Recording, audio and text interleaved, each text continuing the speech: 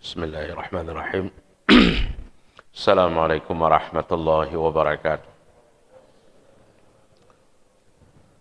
Alhamdulillahilladzi ahyana ba'dama amatana wa ilaihi nusyur.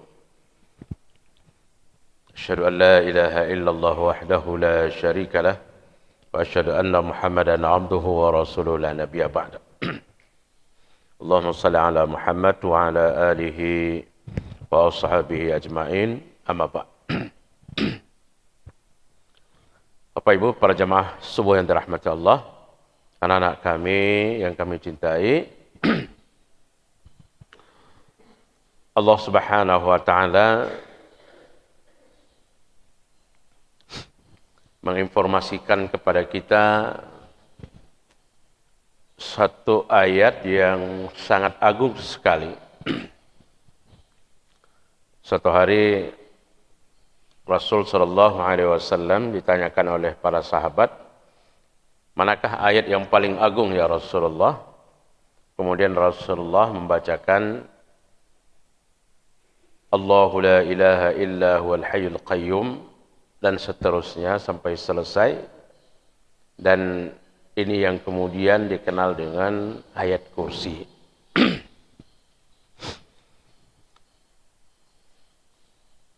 Sungguh banyak sekali fadilah dan keutamaan daripada ayat kursi ini. Ketika seorang mukmin membacanya, mengamalkannya menjadi zikir kesehariannya, maka secara umum adalah Allah mudahkan segala urusan di dunia dan di akhirat. Dalam surat Jathiyah ayat yang ke-23, Allah mengingatkan, afara'aita man ittakhadha ilahahu hawah wa adallahu Allahu ala ilmin wa khatama ala sam'ihi wa qalbihi wa ja'ala ala basarihi ghishawatan faman yahdihi min ba'dillahi afala tadhakkarun. Tidakkah kamu melihat ada orang yang menjadikan hawa nafsunya sebagai Tuhannya?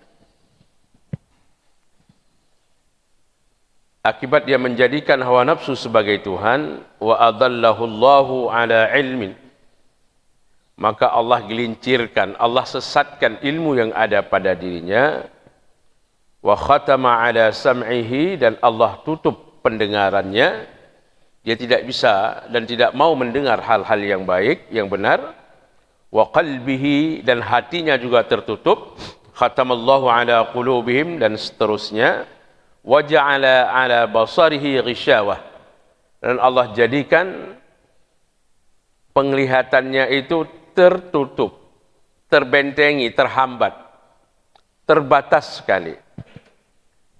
Maka siapalah yang memberikan petunjuk selain daripada Allah Subhanahu wa taala? Apakah ini tidak menjadikan sebagai pelajaran bagi mereka? Jamaah yang dirahmati Allah, Tuhan di dalam definisi diterjemahkan sesuatu yang disembah dan dia taat, patuh dan berkorban kepadanya. Ini diterjemahkan sebagai definisi Tuhan. Maka sangat sinkronlah sekali ketika Allah Subhanahu wa taala katakan, tidakkah kamu melihat orang yang menjadikan hawa nafsu sebagai Tuhannya? Inilah yang kita lihat hari ini, betapa banyak di antara manusia ini yang menjadikan hawa nafsunya sebagai Tuhannya. Dia menyembah hawa nafsu, dia peturutkan hawa nafsu, sehingga Allah Subhanahu wa taala dalam peringatan ini, kalau orang yang menjadikan hawa nafsunya sebagai Tuhannya, dia kedepankan keinginan hawa nafsunya, maka sungguh Allah akan sesatkan dia. Wa adallahu Allahu ala ilmi. Ilmu yang dia miliki sungguh ilmu yang tidak bermanfaat. Karena apa? Ilmunya ini mengikuti hawa nafsu yang ada pada dirinya. Kemudian yang berikutnya, dikarenakan hawa nafsu yang diturutinya, wa khatama ala sam'ihi, Allah tutup pendengarannya, maka pendengarannya dia tidak mau terbawa kepada pendengaran yang baik. ayat-ayat Allah, hadis-hadis Rasul sallallahu alaihi wasallam, taujihat-taujihat agama yang baik, dia tidak mau mendengarnya. Susah, gelisah. Dan berikutnya hatinya juga ditutup dan dikunci oleh Allah Subhanahu wa taala, dan berikutnya penglihatannya ini tidak kepada penglihatan yang baik dan benar. Maka para ulama menerjemahkan ayat ini adalah merupakan terjemahan daripada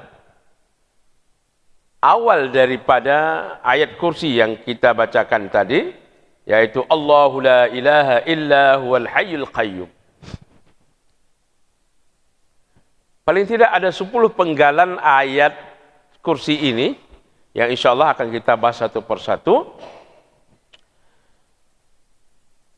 Yang pertama, Allah Subhanahu wa taala adalah merupakan ilah,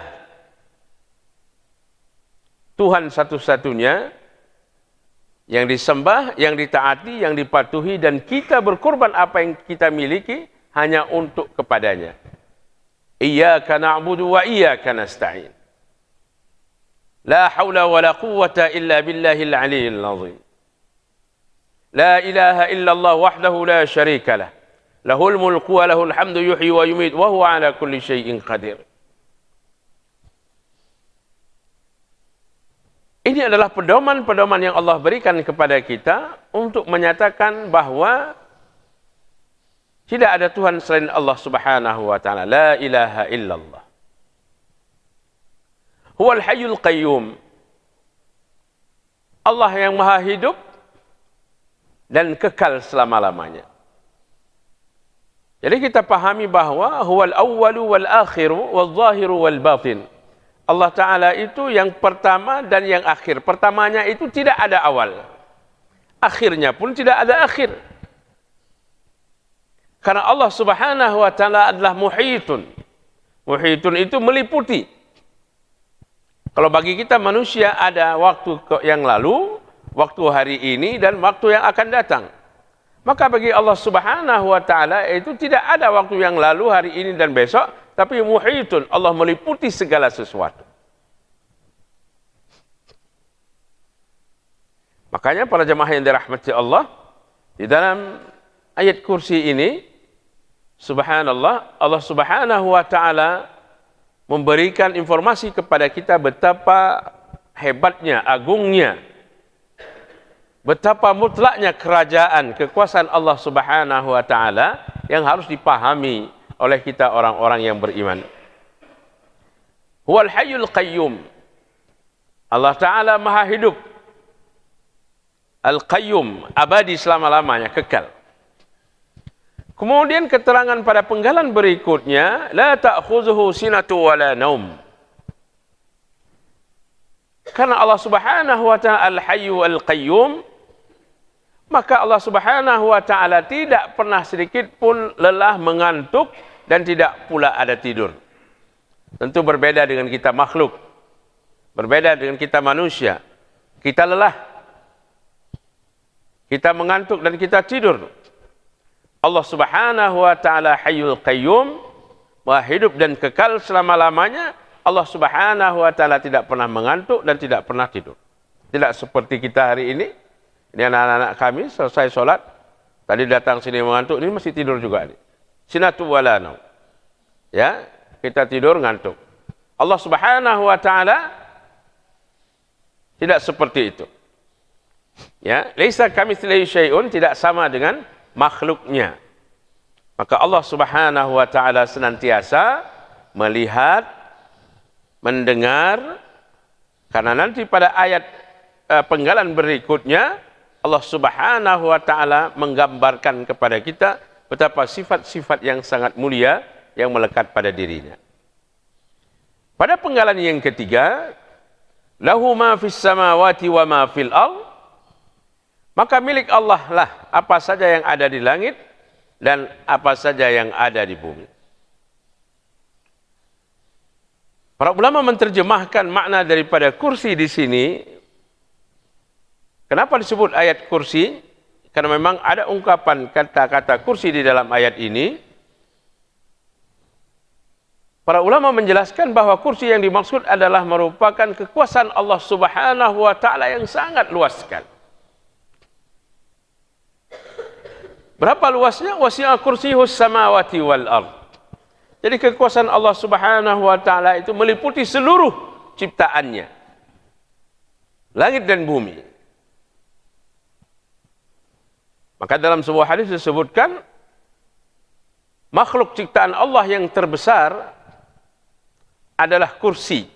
Tapi jangan dipahami dengan kursi yang ada kita hari ini tempat duduk. Jangan dipahami pula Allah Subhanahu wa taala duduk di atas kursi. Tapi dipahami adalah kursi itu merupakan kekuasaannya Allah Subhanahu wa taala yang meliputi segala sesuatu. Jadi kalau kita lihat hari ini gambaran betapa besarnya alam jagat raya ini, matahari saja yang kita lihat hari ini jaraknya dari bumi kita lebih daripada 150 juta kilometer dari bumi kita. Bintang yang terdekat yang kita lihat di malam hari jaraknya lebih dari 4 tahun cahaya perjalanan. Subhanallah. Kanata ratqan fafataqnahuma. Adalah bumi ini dulu bersatu alam jagat raya ini dulu, kemudian Allah pisahkan antara langit dan bumi, dan kemudian muncullah planet-planet yang banyaknya miliaran yang luar biasa. Dan ini terus meluas dan meluas dan meluas tanpa hingga sampailah nanti pada suatu saat ketika Allah gulung kembali alam jagat raya ini kembali kepada satu titik, yaitu dari titik awal sebelum terjadinya teori hari ini orang mengatakan dengan teori Big Bang. Setelah terpecah alam jagat raya ini menjadi triliunan partikel-partikel yang ada, triliunan planet-planet yang ada, yang tak terhingga, kemudian nanti Allah kembalikan lagi menjadi pada satu titik, dan itulah pada yang disebut dengan kiamat yang luar biasa sekali. Maka kullu man 'alaiha fan, semuanya akan sirna. Wa yabqa wajhu rabbika dzul jalali wal ikram, dan semuanya yang tinggal hanya Allah Subhanahu wa taala. Jemaah yang dirahmati Allah, langit dan bumi adalah milik Allah Subhanahu wa taala yang sangat luas sekali tak terhingga. Maka semuanya nanti ketika kita maknakan lahu ma fis samawati wa ma fil ard, setiap segala sesuatu yang ada di alam ini, inna lillahi wa inna ilaihi raji'un. Semuanya adalah milik Allah. Alam jagat raya ini termasuk kita semuanya, dan semuanya akan kembali kepada Allah Subhanahu wa taala. Nanti ketika kembali semuanya kepada Allah, yauma tubaddalul ardu ghairal ard was samawat. Allah akan buat lagi nanti bumi yang baru, Allah akan buat lagi langit yang baru, Allah akan buat lagi alam yang baru. Yauma tubaddalul ardu ghairal ard was samawat. Setelah terjadi semua kehancuran, kemudian Allah tata kembali. Allah bangun lagi nanti. Apa yang Allah bangun? Allah bangun langit yang baru, bumi yang baru, makhluk-makhluk yang baru, dan yang lain sebagainya. Subhanallah. Kemudian pada penggalan yang keempat, man dzalladzi yashfa'u 'indahu illa bi'idznih. Siapa yang bisa memberi manfaat? Siapa yang bisa memberi pertolongan? Kecuali Allah Subhanahu wa taala, dan kemudian orang yang Allah berikan kesempatan kepadanya untuk memberikan syafaat. Yang kemudian hari diterjemahkan oleh para ulama di sini adalah Rasul sallallahu alaihi wasallam mampu dan bisa memberikan syafaat kepada umatnya sesuai dengan doa beliau kepada Allah Subhanahu wa taala. Ya Allah, berikan kesempatan kepadaku untuk bisa aku berikan syafaat, pertolongan untuk umatku di hari akhir nanti. Namun beberapa amalan yang lainnya yang Allah izinkan untuk memberikan syafaat kepada kita, Iqra'ul Qur'an fa innahu ya'ti yaumal qiyamah syafi'an li ashabihi. Bacalah Al-Quran, karena Al-Quran itu akan datang di hari akhir nanti memberi syafaat, menjadi syafaat bagi orang yang membacanya. Makanya subhanallah, anak-anak kami di sini, Para jemaah sekalian yang dirahmati Allah, na'ishu tahta zilalil Quran, kita hidup di bawah naungan Al-Quran. Setiap saat kita membaca Al-Quran, ada waktu kita membaca Al-Quran, anak-anak kami menghafal Al-Quran, mentadabburinya. Ini adalah merupakan jalan kita menuju kepada surganya Allah Subhanahu wa taala, dan kita sudah safe. Kita menyiapkan. Apa itu? Yang kita siapkan adalah syafaat, pertolongan di hari akhir nanti. Yauma la yanfa'u malu wala banun illa man atallah biqalbin salim. Yaitu pada hari tidak ada manfaat anak keturunan semua yang kita miliki dari harta benda, kecuali orang yang datang kepada Allah Subhanahu wa taala dengan dia selamat, kemudian dia menyerahkan dirinya kepada Allah Subhanahu wa taala. Ini di antara amalan yang terus-menerus yang harus kita laksanakan untuk mendapatkan syafaat dengan izin Allah Subhanahu wa taala di hari akhir nanti. Jemaah subuh yang dirahmati Allah, demikian dari 10 penggalan dari ayat kursi, baru 4 bisa kita bahas secara ringkas. InsyaAllah nanti pada pertemuan yang akan datang kita lanjutkan, ada 5 pembahasan lagi penggalan daripada ayat kursi ini yang seharusnya kita pahami dengan baik, dan kemudian nanti dari keseluruhan ayat kursi ini kita lazimkan sebagai zikir kita dalam keseharian kita. Menjelang tidur kita baca ayat kursi ini, setelah salat kita baca beberapa kali, kemudian di munajah kita kepada Allah Subhanahu wa taala kita iringi dengan ayat kursi ini. Subhanallah, insyaallah semua hajah kebutuhan kita Allah Subhanahu wa taala akan cukupkan. Demikian, hadanallahu yakum ajmain. Assalamualaikum warahmatullahi wabarakatuh.